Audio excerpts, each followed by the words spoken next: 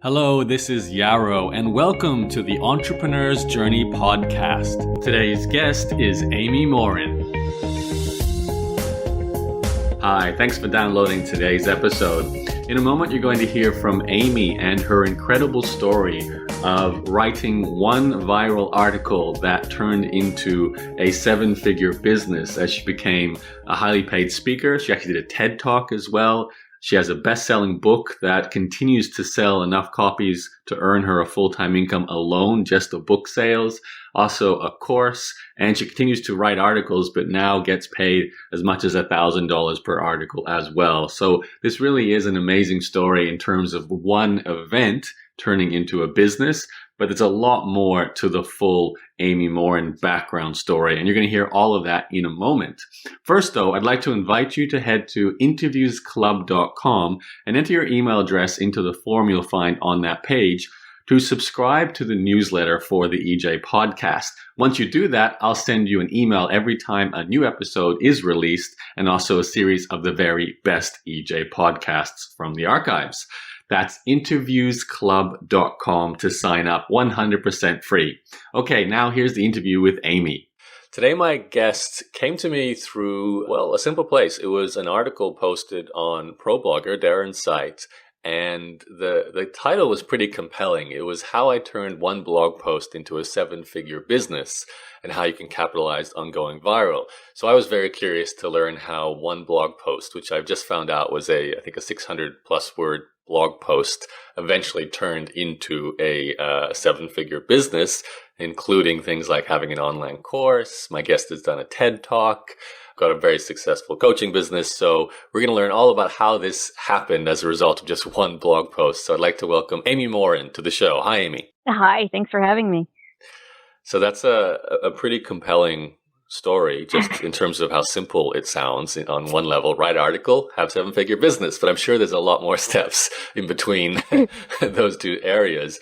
Before, though, we dive into what happened with that story, I'd just love to know a little bit more about your background. So were you always, writer, entrepreneur, teacher, coach, something like that?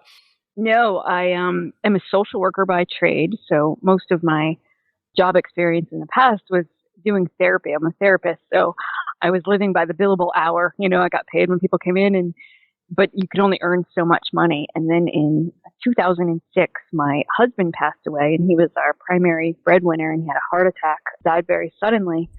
And so I needed a way to figure out, how do I supplement my income? I can only work so many hours per week as a therapist. I can never earn more than the number of clients that I see. I wanted a way to have enough income coming in that I didn't have to worry about moving, and I didn't have to worry about drastically changing my lifestyle. I felt like dealing with that loss was enough. And so I really was searching to figure out what else can I do to try to earn money. And you can only work as a therapist so many hours a week before you burn out. And I was already working 2 jobs at the time.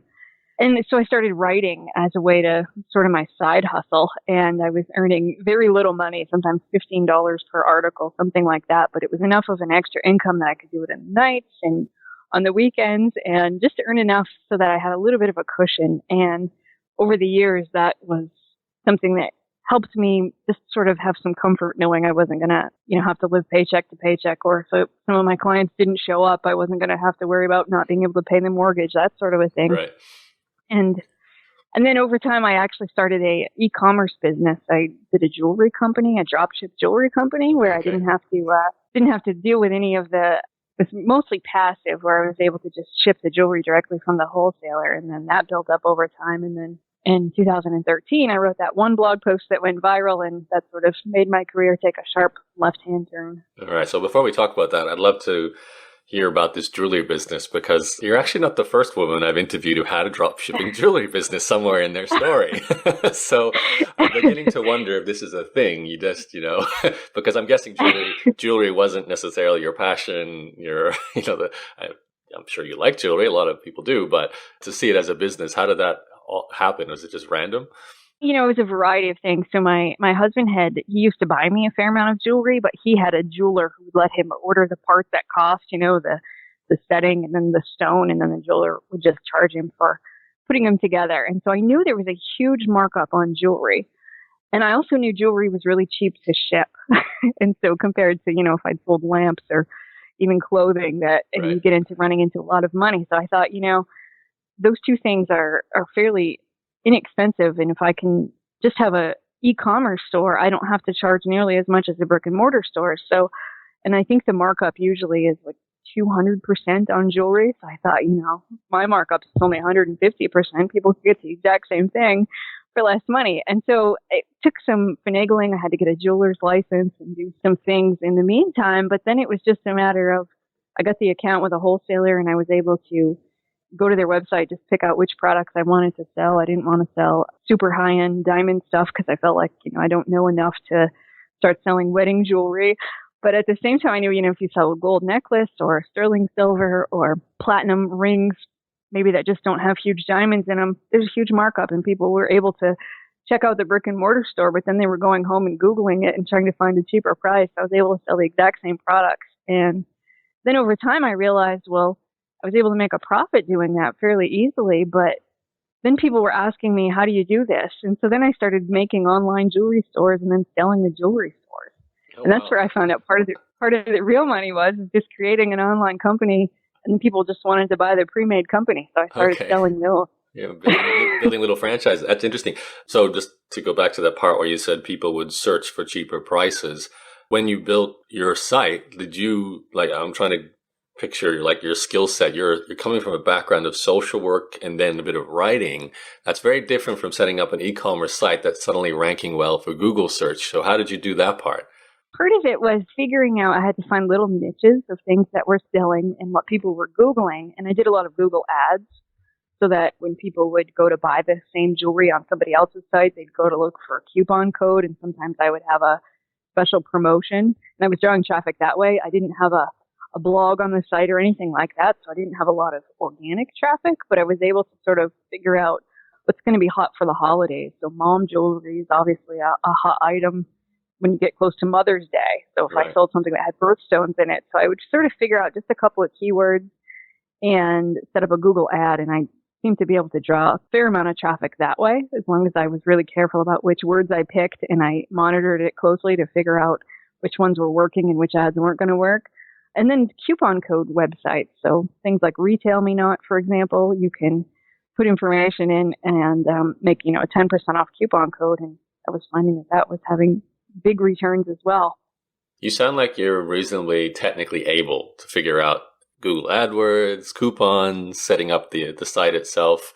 Just out of curiosity, was your site based on an e-commerce platform? I know today I'd say Shopify, but I don't think Shopify would have been around back then, if I'm correct or not.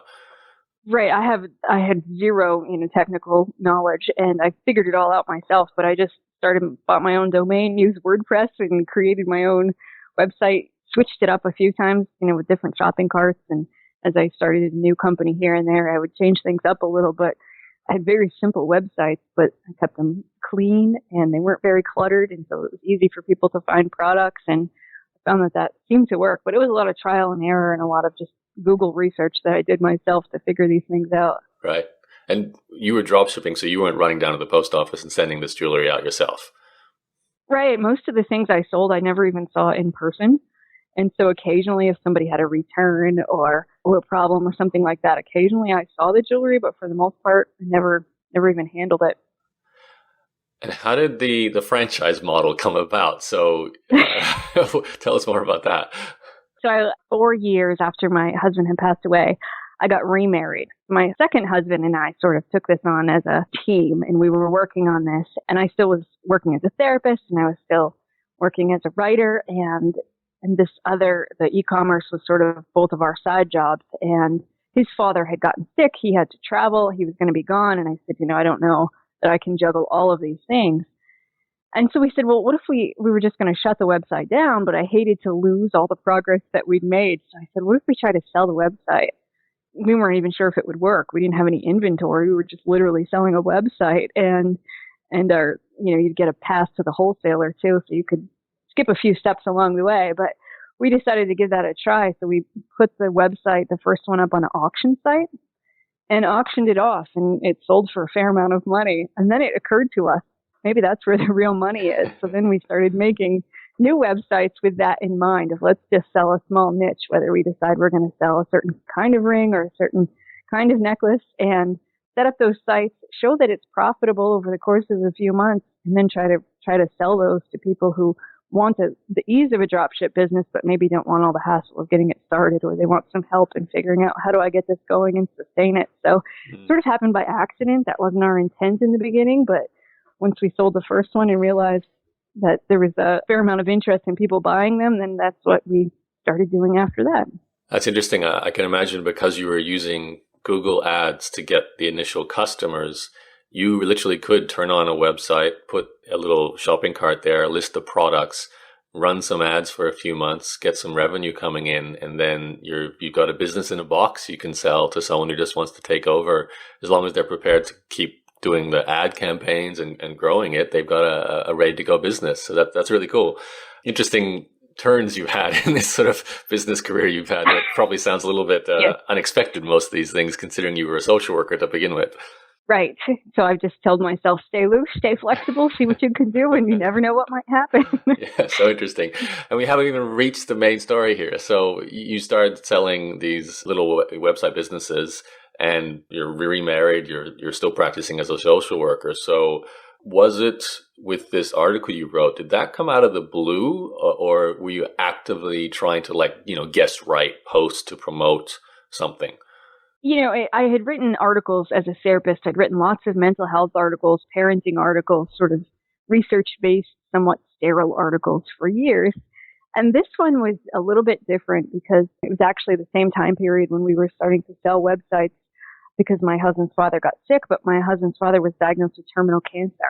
And I had already lost my mother, I had lost my first husband, and now I was facing the loss of my father-in-law, and I was starting in a point where I was feeling sorry for myself, and I thought, this isn't fair. And at some point in my misery, I realized, okay, that's not helpful. That's not what mentally strong people do. And I sat down and I wrote this list of the 13 things mentally strong people don't do. And that one was really a letter to myself, unlike a lot of the articles that I'd written that were really just supposed to be advice or ideas for other people. This one was just for me. And I sort of only published it to the web thinking, maybe it'll help somebody else. Never imagined it would go viral and turn into something that it's now turned into. But I had no intention. I put it on a website called lifehack.org. They paid me $15 for it, and I thought that would be great, $15 income from it. Never imagined it would turn into 7 figures. Okay, so, and then just to clarify, the whole reason you do all this writing, I understand this one article, 13 things mentally strong people do, wasn't necessarily, like you said, it was for yourself, but all those other articles you wrote, was that simply because you were, demonstrating your authority, building your personal brand as a social worker? Was that why you were doing that? Or were you just doing it for the $15 an article that you get each one?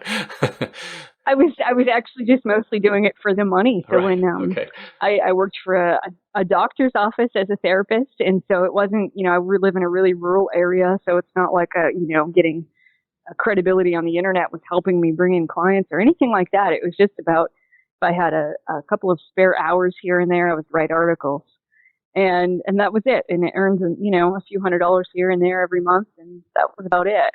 And certainly didn't intend on, I wasn't doing anything that was pay per click, or I wasn't getting paid by the amount of viewers. I was just getting paid a flat fee. I'm just curious, before we dive into that part of the story, how did you even find all this work? Because I didn't realize that you could, write an article for Lifehack and get $15. Is that something that people can still do, just find these writing gigs for well-known sites like that? Absolutely. Like, for instance, you found my article on the ProBlogger website. Right. Well, that's where I used to get a lot of my jobs, actually, was the ProBlogger job board.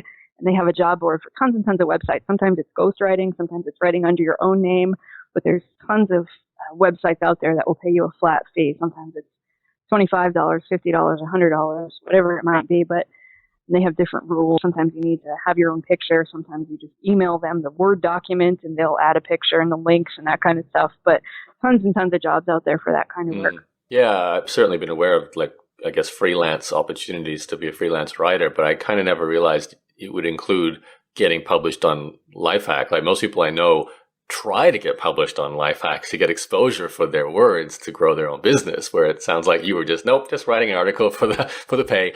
So that's interesting. Take us forward. So what happened after you published that article on Lifehack, 13 Things Mentally Strong People Don't Do? I published it on Lifehack, sort of stepped away from my computer, did some other stuff, and I got an email from Lifehack that went out to all the writers that said, you can't publish anything today. Our servers are being overloaded. And I thought, oh, that's interesting. And at that time, whenever anybody'd leave a comment, you'd get an email that said somebody just commented on your article. So I knew I was getting a lot of comments, but I didn't really think too much about it. And then same thing happened the next day. Lifehack said we can't take any more articles because we have so much traffic right now, and still didn't realize it was because of my article. And then on the third day, somebody from Forbes emailed me and said, I loved your article. I'm going to publish it on the Forbes website with some of my commentary about how that specifically applies to entrepreneurs. And incredibly, it went crazy viral on the Forbes website as well. So, and it's gotten more than 10 million views on Forbes. And then all of a sudden, it just kept blossoming from there. I was getting phone calls from national media. Fox News had called, and Forbes said, oh, we want to interview you on camera about your article as well. And Bloomberg called, and I was getting all of these phone calls and opportunities. And then in the midst of all that, a literary agent called and said, oh, you should write a book. And to be honest, I didn't even know what a literary agent was. Right. I was like, oh, okay. And I thought she was probably going to, charge me money and then make an ebook or something. And so I just sort of blew her off. Fortunately, she followed back up with me a few days later and said, what do you think about that? And I was going to New York to be interviewed on Fox News and to talk to Forbes anyway. So I met with her in New York and figured out, oh, you're the real deal. and said, okay, how do you write a book? How do you do a book proposal? And quickly learned all of those sorts of things. And within a month, we had a book deal with HarperCollins, and things have just continued to blossom since. Okay, so before we look at this business that's blossomed from this article, I've written articles before that are, 7 things that do this or 10 things that do that. And so have no doubt countless people listening into this. Why is it that your 13 things article had this amazing explosive result? What do you think was the secret to that? Yeah, that's a good question. I think it was a combination of things. I think, a lot of it has to do with just being in the right place at the right time. I won't say it was the fact that my words were all that compelling, but I think some of it is just I had plenty of influential people and companies who were tweeting this and sharing it on social media, and people who had millions of followers. And the more it was getting shared, the more it was getting reshared. And so I think I'll fully admit luck plays a part in it. And certainly when Forbes picked it up, that helped. I don't know how many views it got on Lifehack. They don't share that information with me. I know it was shared almost 1 million times, but I don't know how many times it was viewed. And once Forbes picked it up, it seemed to give me a lot more credibility. And then it just ballooned from there, that more outlets are picking it up. And some people have asked me, did you mean to say 13? Nope, I didn't. I just wrote the list. I didn't mean to come up with 13, but some people seem to think that was the magic number, having an odd number, and 13 sort of the unlucky number, or it's a little mysterious. And also the fact that my article was about what people don't do. And so I think sometimes people couldn't resist just clicking on it to say, oh, do I do any of those things? And I see lots of articles now about what successful people don't do or what happy people don't do. And you're to blame for that, huh? Well, I hadn't really seen too many don't do articles, to be honest, back when I first did that. So I think back then it was a little bit newer and sort of a fresh idea. And I also think mental strength. Nobody seemed to really be talking about mental strength and what it means to be mentally strong. So I think there was some curiosity there that led people to click on it and then sort of run through the checklist of, ooh, do I do any of these things? And then they seem to want to share it with other people. So I think it was a variety of factors. I'm also guessing that your own story, with 3 people in your life passing away, would have given a lot of resonance to the fact that you had to be mentally strong. So that probably helped to kind of make it a more powerful message. Do you think that's true?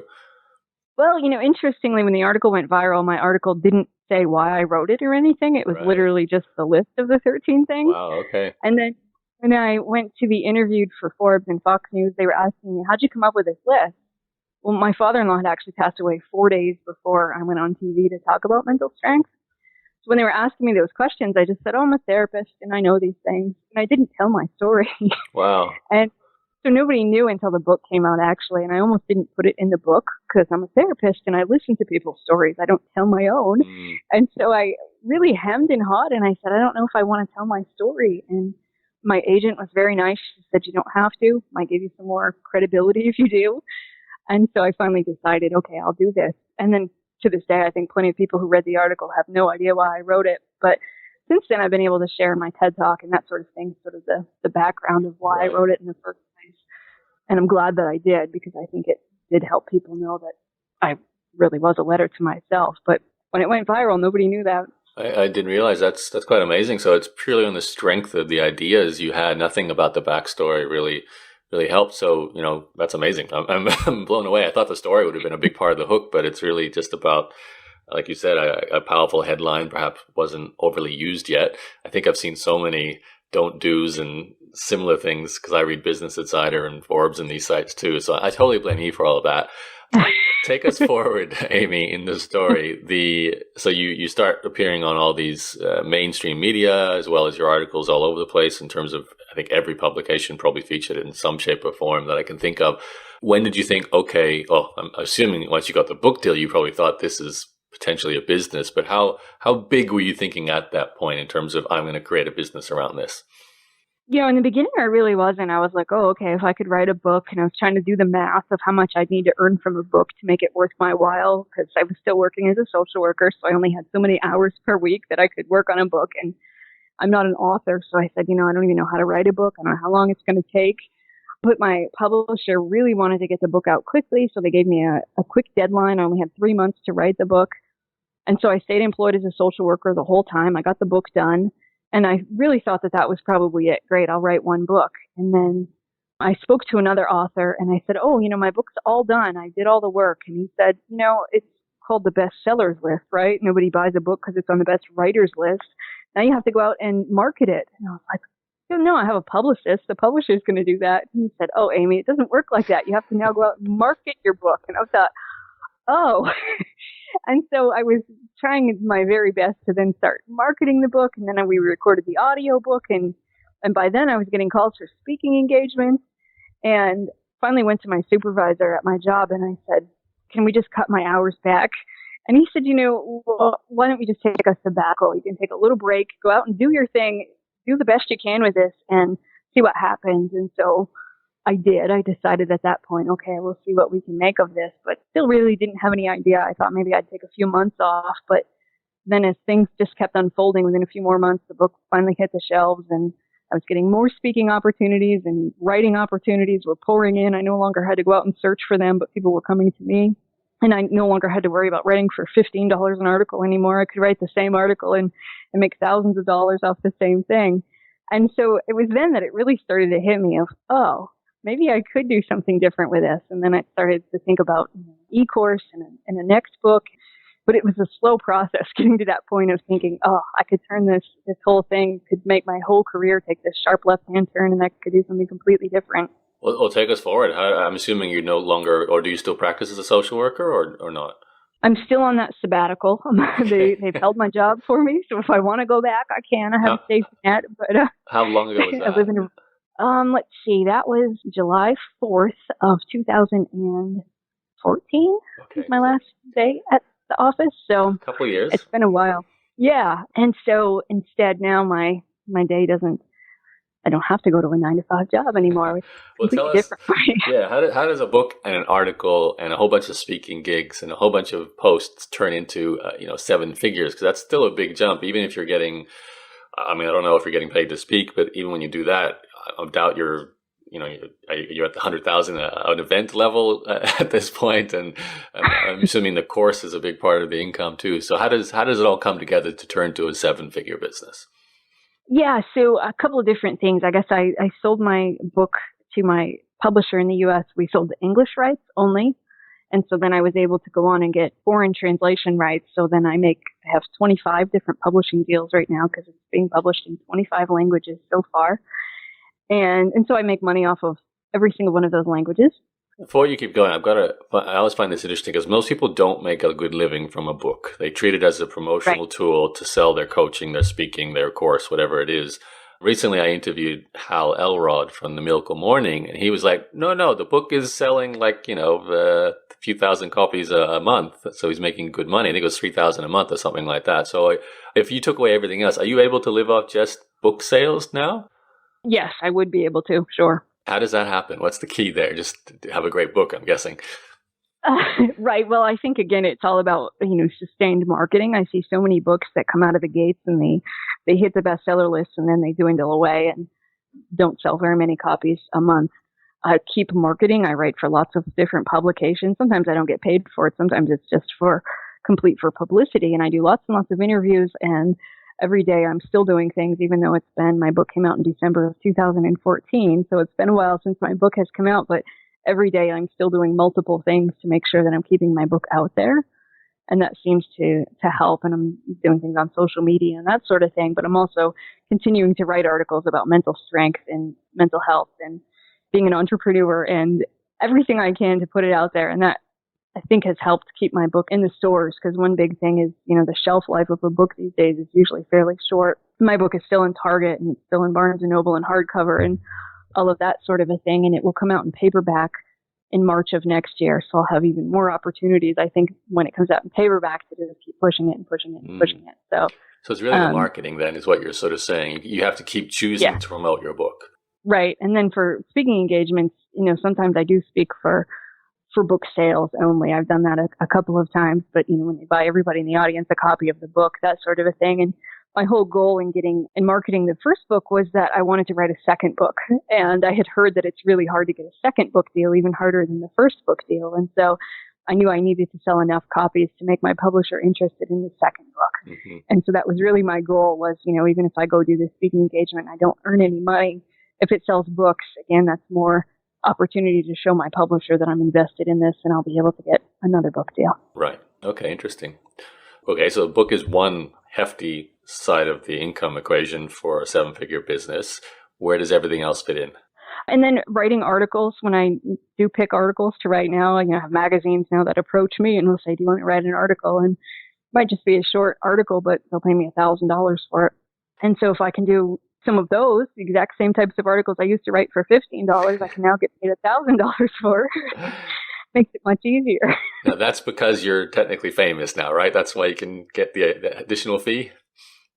Right. Now they find me instead of I don't have to, seek people and, ask if I can write for their website. Fortunately, I get Time Magazine or Parade Magazine wrote to me and said, oh, we heard about your work in mental strength and resilience. We'd like you to write an article. And that certainly opens up lots of new doors once you have a traditionally published book on the shelf to be able to do that. How important do you think your official qualifications, your LCSW, is to all of this? Yeah, I think that's quite important as well, that it all sort of fell together, because I know that there are a lot of articles out there about similar things, but I also had the experience of saying, and I've been doing this for a long time, and I see this in my office, and I could give, in the book especially, I could give real life examples of how these things apply and what people were going through. So I do think that was a big part of it. Mm-hmm. Okay, so what came next after the book? Was it the book, and you're getting paid more to write, you're getting hired to speak, sometimes for a fee, sometimes they buy your book. What was next? Yeah, so the speaking was really starting to blossom, and I thought, okay, I'm a social worker. I don't know how to get on a big stage at a conference and speak in front of a lot of people. So I decided to invest in a speaking coach. That was sort of my next step. And then once that was really starting to earn a regular income, going to traveling around and doing these speaking engagements, I thought, what else can I do to keep people engaged after I get on a stage and speak? People often want more information. And I also got lots of emails from people all around the world saying, can you give me coaching? But I didn't want to fall back into that billable hour idea where I could only coach you for an hour and I'm only going to make so much money. So that was where the course came in. I said, if I can make an online course on mental strength, make it different enough from the book that people who read my book, if they want to know more, they could take the course. But also, even if they hadn't read the book, if a lot of people aren't interested in sitting down and reading a book anymore, they want something more interactive. So it could also stand alone so that you could still learn about mental strength, even if you weren't ever going to read my book. Or if you've heard me speak, you still might be interested enough in buying my course to learn even more. So I tried to make it something that would appeal to all of those audiences, and created that, and then found it's been a wonderful tool just to refer to people when they email me and say, I liked your book, I want to know more, or I have this specific problem, how do I deal with it? then I can just recommend that they take the course, and instead of trying to do coaching 1 hour at a time.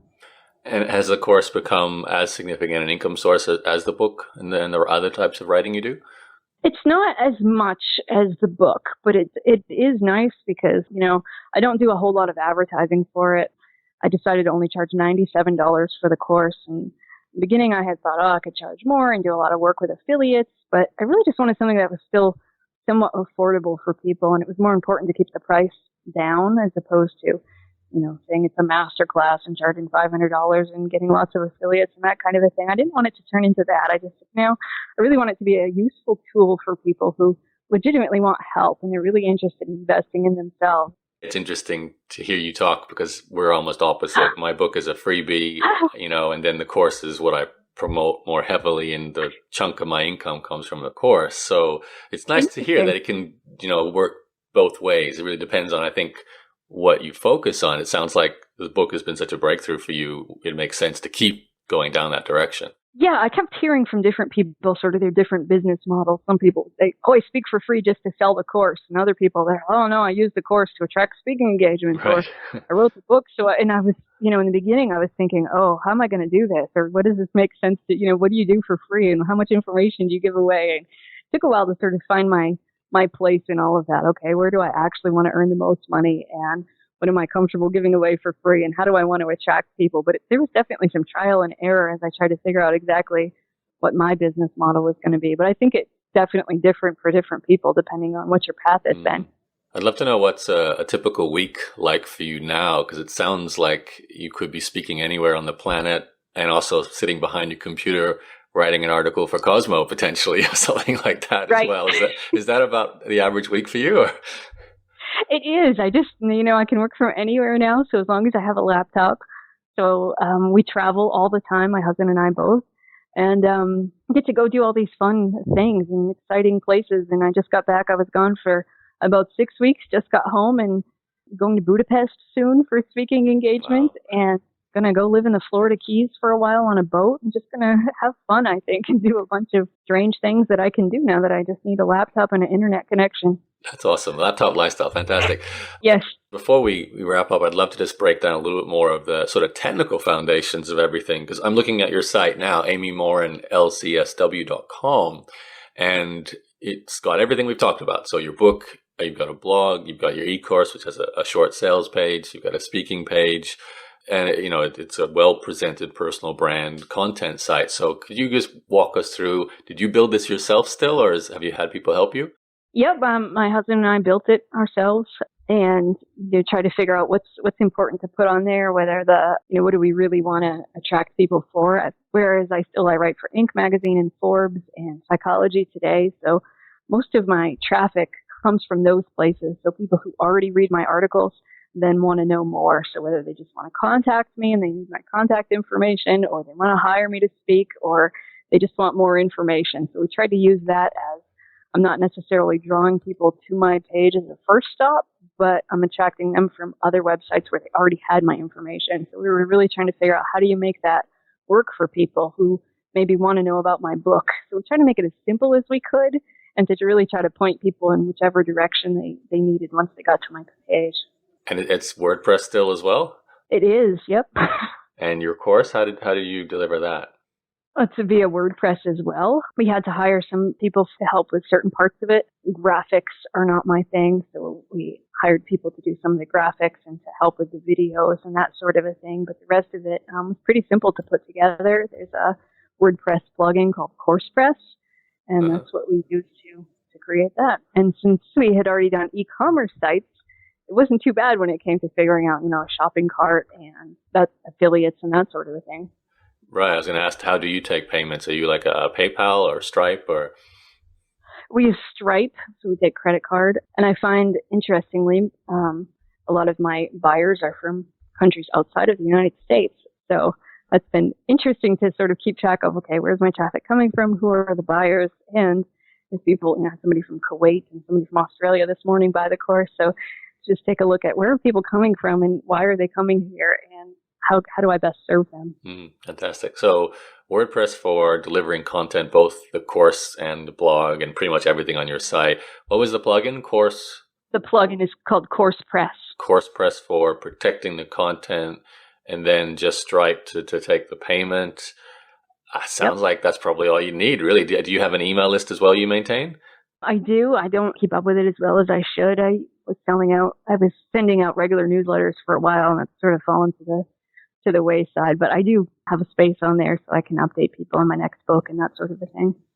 That's interesting. So, you and I think a lot of people who are speakers or teachers or coaches or authors have different business models. Like, I'm so heavy on email. Email is a huge part of what I do. And, my blog is the center point. And it sounds like you almost have the reverse of that, where all of your marketing is through other sites and you're heavily focused on either getting paid to write. And certainly over the years, you've written so much for so many other sites. Your name is on everywhere. Plus, it helps that your post went viral. Obviously, that's a big boost. Right. And then by the time they come to your site, they're already pretty much convinced. They know you from your book, from a talk you did, from several articles they read that you've written. So it's just a case of, here's my product, here's my book if you haven't got it already, or hire me to speak if you're a person who's running an event. And, you don't have to worry too much about the whole create an email funnel, have a variety of products and services that you deliver content leading up to it, doing a launch, all that sort of stuff. It's just, nope, go out there, build the brand, do a lot of marketing, and it's worked for you. Yep, that's it exactly. I think you summed it up very nicely. Yeah, interesting. I mean, I think, and this is my last question for you, Amy, because there'll be people listening to this who are still at the phase where people don't know who they are. And, they might have their small following, but they're not at the point where they're living off sales of their book, or they're getting hired to speak and getting, enough to live off from that, or selling a course and they haven't, built up enough sales for that. This is going to be an interesting question, because I think the way I would advise that person might be different from what you would suggest. So if there is a person who has some sort of expertise like yourself and they want to get to the point where you are, what would you recommend they do? I guess I would recommend that they, like I did, guest post, to blog everywhere you can other than your own website, and then to funnel people back to your website after they get to know you, and to put something personal in your blog posts or your articles that you write for somebody else. If it could have been written by anybody, then people aren't going to remember your name. And so you just want to make sure that whatever you write maybe has a little bit of a personal story, a little bit of a personal flair, something that will make people think, oh, who wrote this? And they'll actually want to look at your name. Because there's so much content out there and so many people that just rehash a study or give some certain sterile advice, which I learned isn't necessarily going to attract people to really want to know about you. But when you can put your own little personal flair on things, and people are interested in getting to know you and who wrote it, and they'll want to know more about you. And do you think, especially given the way you've gone about this, should you just only focus on writing for other people first and not even worry necessarily about your own website, your own, email list, all that sort of traditional stuff? Just try and get as much coverage with your content out on the internet first, and then see what happens after that? Well, that's what certainly worked for me. In the beginning, my personal website, it was a parenting website because I was writing a fair amount of parenting articles. And so it was just basically a static page that said who I was, and then I wrote about parenting issues. And I was not active on social media. I didn't really have a newsletter, anything like that. But it was just a matter of getting my name out there. And granted, if I would have tried 10 more times, I wouldn't be able to get something to go viral on purpose. But even if you don't get something to go viral, I think the more sites you can write for, the more credibility you get. And if you can tell people, hey, I've written for Time magazine, or I wrote something for the Forbes website, the better jobs that you'll get when it comes to writing, and the more credibility you get. Sort of one thing leads to the next and to the next, because I've certainly encountered lots of people who say, I've been blogging on my own website for 10 years and I still barely get any traffic. And I really think sometimes the boost that you need is to be able to go out there and say, hey, I want to write a guest post for you. And even if you don't get paid for it, to do it just for the credibility can help. I love this message. I work with a lot of bloggers and content people, and like you just said, very comfortable writing to their own blogs, very comfortable staying in that safe zone of your own platform, your own podcast, your own Facebook page, whatever it is. But the idea of proactively seeking ways to get content on other people's sites, to write for other people, to appear on other people's podcasts, it's just not comfortable. They don't like the act of self-promotion. So I love the fact that you're really ramming home the message here that it's not going to happen for you if you don't go out to where the audiences are and put your ideas and your content and your story in front of them. And you're a great example of someone who sounds like you've been doing it, even though you did it initially for the $15 an article payday.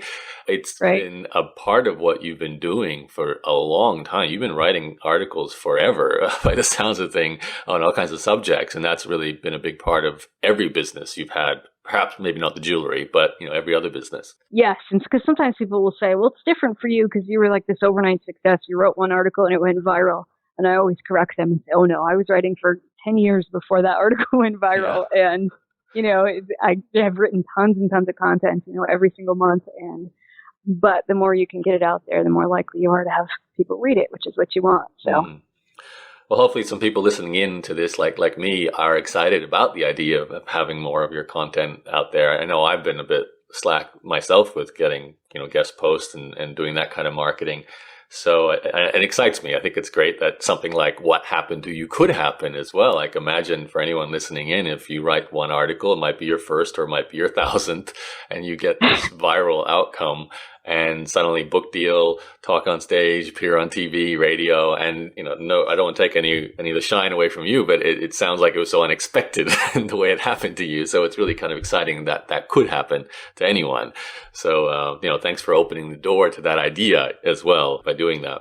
Absolutely. I think you just never know what might happen. But if you're willing to put yourself out there and know that criticism is part of it, that not everybody's going to like what you write, but that's okay. And sometimes when people don't like it, at least you've expressed an opinion one way or the other. And for all the people who don't like it, you'll also find people that are really attracted to it as well. Yeah, that's fantastic. Okay, Amy, last opportunity. Any other places you want to send people to in terms of your websites? Amy Morin, LCSW, or as I did, you can Google Amy Morin, and that's Morin, to find Amy's site. Anything else you want to throw out there? No, I think that's it. If anybody's interested and you go to my site, you'll find some information about the books, of course, and other stuff that I do. And of course, the book itself is the same title as your article, right? Yes, 13 Things Mentally Strong People Don't Do. My publisher wanted to keep it the same. We kept the same 13 things in the exact same order, and I just expanded upon them and gave examples and told the rest of the story in the book. That is awesome. Okay, Amy, thank you for taking the time to share your story. An interesting one from writing to jewelry to writing and speaking again. So that's great to hear. And yeah, good luck with the future of the business and the second book, which I'm sure must be around the corner by now. Is that right?